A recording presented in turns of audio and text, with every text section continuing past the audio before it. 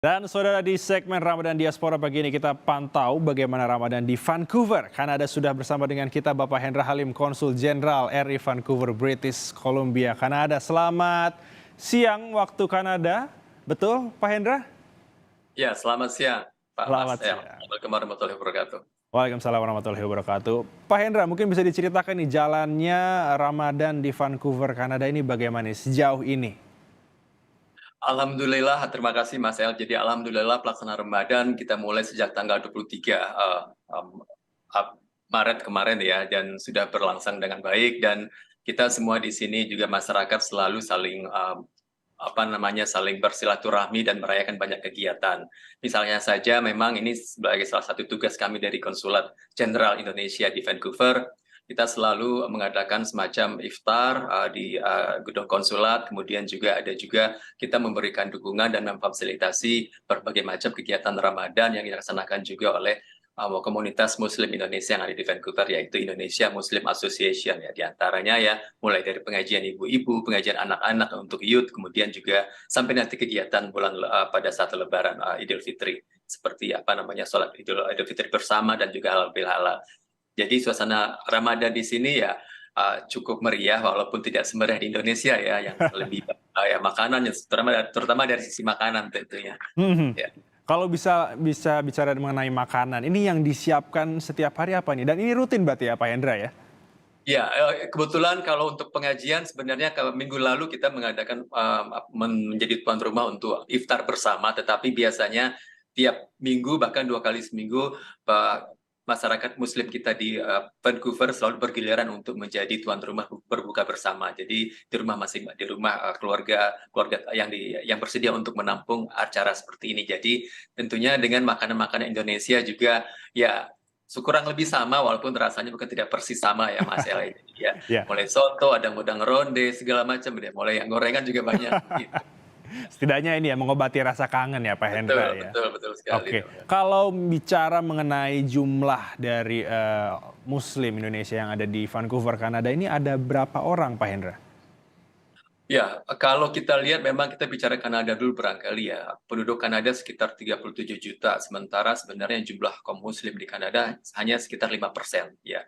Demikian juga kalau di Vancouver, di pantai barat Kanada, juga jumlah penduduk kota Vancouver dan sekitarnya sekitar 2,7 juta, dan jumlah muslimnya hanya sekitar 5% juga. Nah, sementara bicara mengenai muslim Indonesia sendiri masih di bawah 1%. Hanya sekitar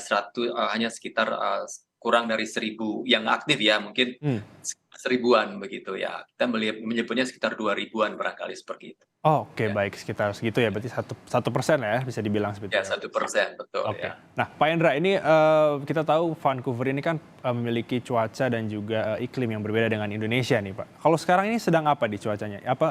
Musimnya sedang apa ini? Ya.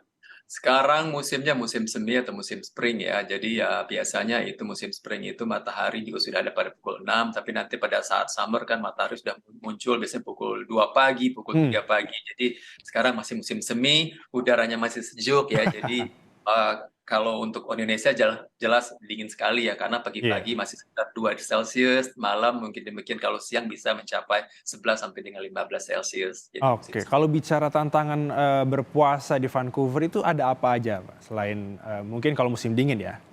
Ya, pertama tantangan barangkali jelas lingkungan ya Mas El ya, karena mungkin kan kita kan seperti masyarakat kita sehari-hari juga bekerja dengan ya mereka berinteraksi dengan non-muslim kan, yang memang makan siang sama dengan aktivitas hari biasa lainnya, tentunya menjadi salah satu tantangan bagi muslim sendiri untuk yang tinggal di suatu negara yang tidak menjadi mayoritas muslim. Nah, itu jadi tantangan yang pertama.